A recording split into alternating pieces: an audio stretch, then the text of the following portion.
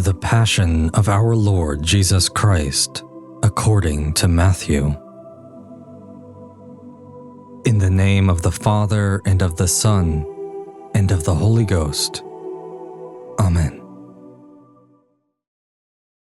At that time, Jesus said to his disciples, You know that after 2 days the Passover is coming, and the Son of Man will be delivered up to be crucified. Then the chief priests and the elders of the people gathered in the palace of the high priest, who was called Caiaphas, and took counsel together in order to arrest Jesus by stealth and kill him.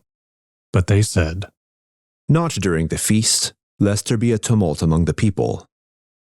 Now when Jesus was at Bethany in the house of Simon the leper, a woman came up to him with an alabaster jar of very expensive ointment, and she poured it on his head as he sat at table. But when the disciples saw it, they were indignant, saying, Why this waste? For this ointment might have been sold for a large sum and given to the poor.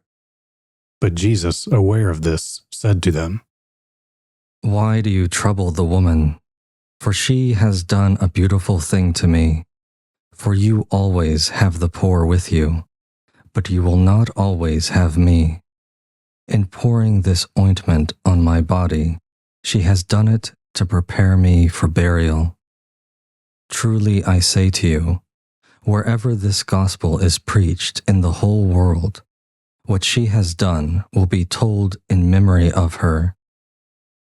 Then one of the 12, who was called Judas Iscariot, went to the chief priests and said, What will you give me if I deliver him to you? And they paid him 30 pieces of silver. And from that moment he sought an opportunity to betray him. Now on the first day of unleavened bread, the disciples came to Jesus, saying, Where will you have us prepare for you to eat the Passover? He said, Go into the city to such a one, and say to him, The teacher says, My time is at hand. I will keep the Passover at your house with my disciples. And the disciples did as Jesus had directed them, and they prepared the Passover. When it was evening, he sat at table with the 12 disciples, and as they were eating, he said, Truly I say to you, one of you will betray me. And they were very sorrowful, and began to say to him one after another, Is it I, Lord? He answered, He who has dipped his hand in the dish with me will betray me.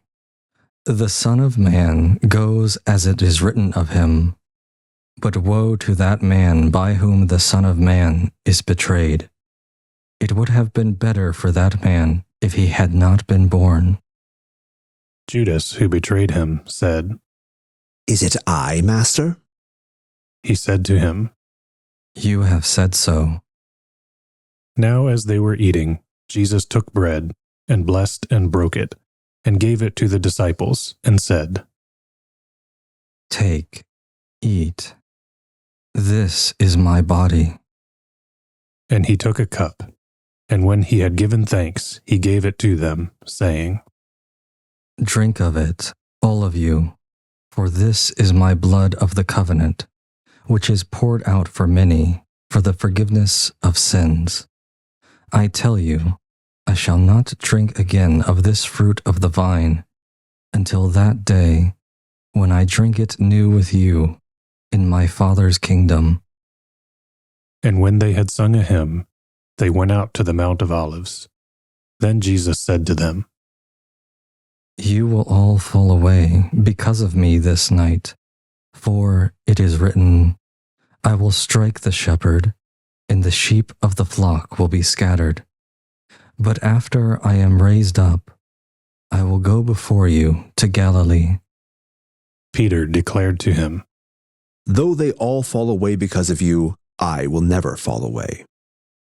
Jesus said to him, Truly I say to you, this very night, before the cock crows, you will deny me 3 times. Peter said to him, Even if I must die with you, I will not deny you. And so said all the disciples. Then Jesus went with them to a place called Gethsemane, and he said to his disciples, "Sit here while I go yonder and pray." And taking with him Peter and the 2 sons of Zebedee, he began to be sorrowful and troubled. Then he said to them, "My soul is very sorrowful, even to death. Remain here and watch with me." And going a little farther, he fell on his face and prayed, "My Father, if it be possible, let this cup pass from me. Nevertheless, not as I will, but as thou wilt." And he came to the disciples and found them sleeping. And he said to Peter, "So, could you not watch with me 1 hour? Watch and pray that you may not enter into temptation. The spirit indeed is willing, but the flesh is weak." Again, for the 2nd time, he went away and prayed, "My Father, if this cannot pass unless I drink it, thy will be done." And again he came and found them sleeping, for their eyes were heavy. So leaving them again, he went away and prayed for the 3rd time, saying the same words. Then he came to the disciples and said to them, "Are you still sleeping and taking your rest? Behold, the hour is at hand, and the Son of Man is betrayed into the hands of sinners. Rise, let us be going. See, my betrayer is at hand." While he was still speaking, Judas came, one of the 12, and with him a great crowd with swords and clubs, from the chief priests and the elders of the people. Now the betrayer had given them a sign, saying, "The one I shall kiss is the man. Seize him." And he came up to Jesus at once and said, "Hail, Master." And he kissed him. Jesus said to him, "Friend, why are you here?" Then they came up and laid hands on Jesus and seized him. And behold, one of those who were with Jesus stretched out his hand and drew his sword, and struck the slave of the high priest, and cut off his ear. Then Jesus said to him, "Put your sword back into its place, for all who take the sword will perish by the sword. Do you think that I cannot appeal to my Father, and he will at once send me more than 12 legions of angels? But how then should the scriptures be fulfilled that it must be so?" At that hour, Jesus said to the crowds, "Have you come out as against a robber with swords and clubs to capture me?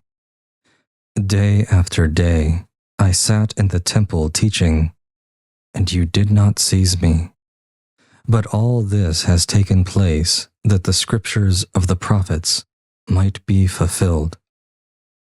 Then all the disciples forsook him and fled.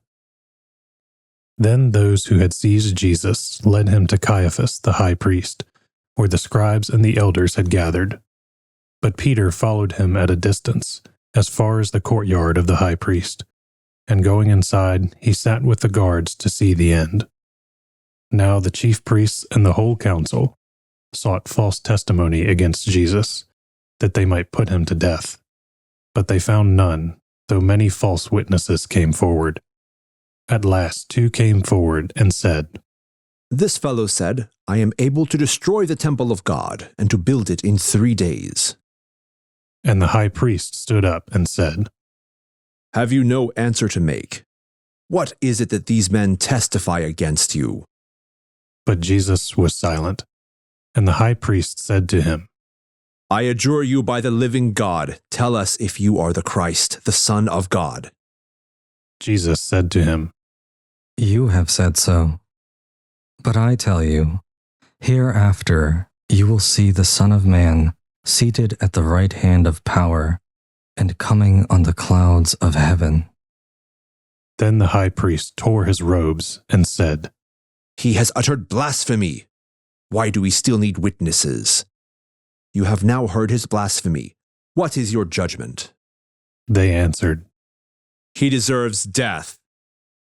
Then they spat in his face and struck him, and some slapped him, saying, "Prophesy to us, you Christ. Who is it that struck you?" Now Peter was sitting outside in the courtyard, and a maid came up to him and said, "You also were with Jesus the Galilean." But he denied it before them all, saying, "I do not know what you mean."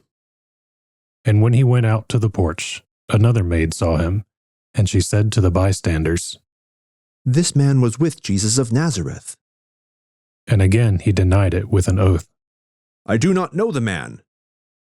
After a little while, the bystanders came up and said to Peter, "Certainly you are also one of them, for your accent betrays you."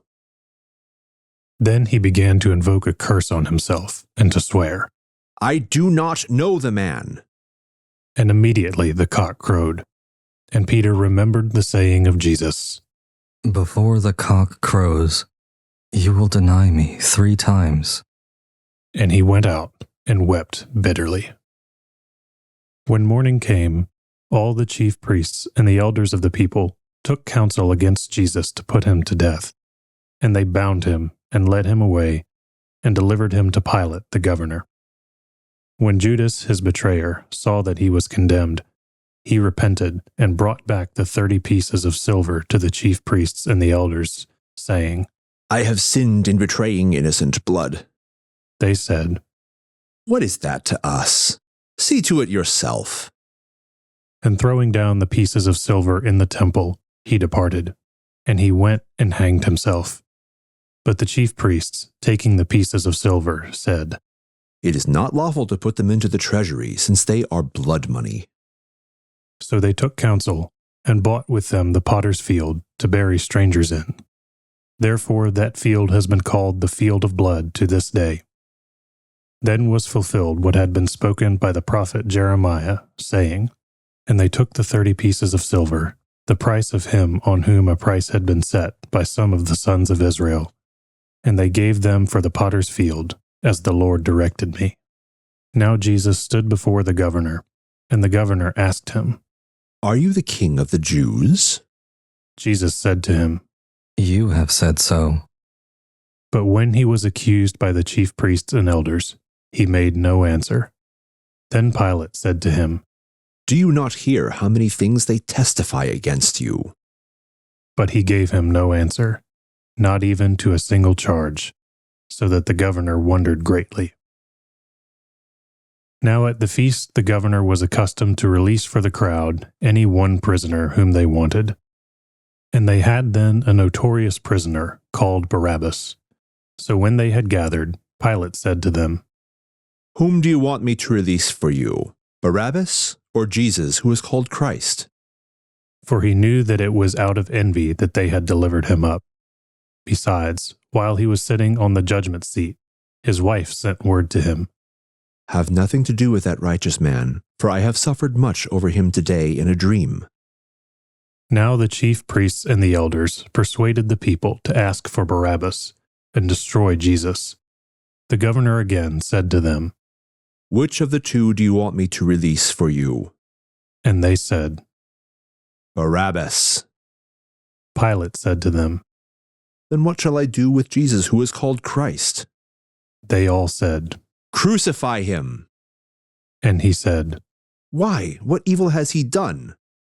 But they shouted all the more, "Crucify him." So when Pilate saw that he was gaining nothing, but rather that a riot was beginning, he took water and washed his hands before the crowd, saying, "I am innocent of this righteous man's blood. See to it yourselves." And all the people answered, "His blood be on us and on our children." Then he released for them Barabbas, and having scourged Jesus, delivered him to be crucified. Then the soldiers of the governor took Jesus into the praetorium, and they gathered the whole battalion before him. And they stripped him, and put a scarlet robe upon him, and plaiting a crown of thorns, they put it on his head, and put a reed in his right hand. and kneeling before him, they mocked him, saying, "Hail, King of the Jews!" And they spat upon him, and took the reed and struck him on the head. And when they had mocked him, they stripped him of the robe, and put his own clothes on him, and led him away to crucify him. As they were marching out, they came upon a man of Cyrene, Simon by name. This man they compelled to carry his cross. And when they came to a place called Golgotha, which means the place of a skull, they offered him wine to drink, mingled with gall. But when he tasted it, he would not drink it. And when they had crucified him, they divided his garments among them by casting lots. Then they sat down and kept watch over him there. And over his head they put the charge against him, which read, "This is Jesus, the King of the Jews." Then 2 robbers were crucified with him, one on the right and one on the left. And those who passed by derided him, wagging their heads and saying, "You who would destroy the temple and build it in 3 days, save yourself. If you are the Son of God, come down from the cross." So also the chief priests, with the scribes and elders, mocked him, saying, "He saved others, he cannot save himself. He is the King of Israel. Let him come down now from the cross, and we will believe in him. He trusts in God. Let God deliver him now, if he desires him.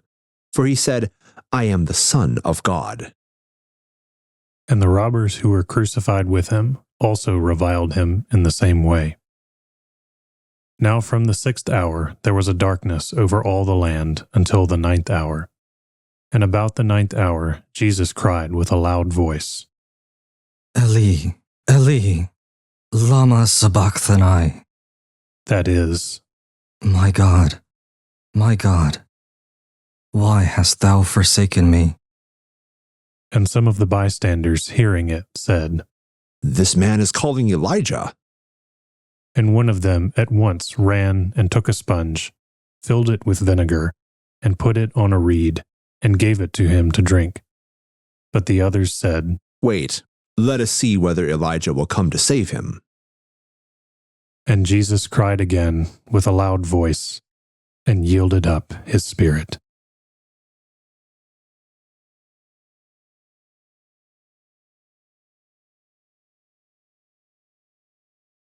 And behold, the curtain of the temple was torn in two, from top to bottom, and the earth shook, and the rocks were split.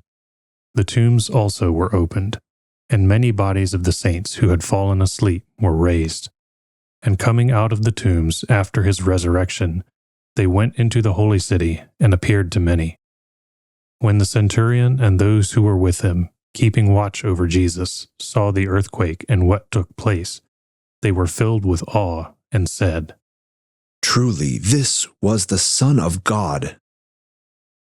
There were also many women there, looking on from afar, who had followed Jesus from Galilee, ministering to him, among whom were Mary Magdalene, and Mary the mother of James and Joseph, and the mother of the sons of Zebedee. When it was evening, there came a rich man from Arimathea, named Joseph, who also was a disciple of Jesus. He went to Pilate and asked for the body of Jesus.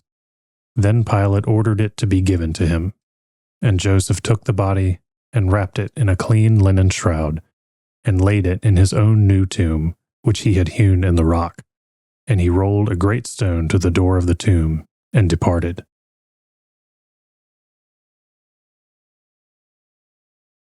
The next day, the one after preparation day, the chief priests and the Pharisees went to Pilate. "Sir," they said, "we remember that while he was still alive, that deceiver said, 'After 3 days I will rise again.' So give the order for the tomb to be made secure until the 3rd day. Otherwise his disciples may come and steal the body and tell the people that he has been raised from the dead.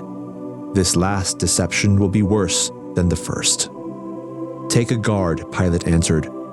"Go, make the tomb as secure as you know how."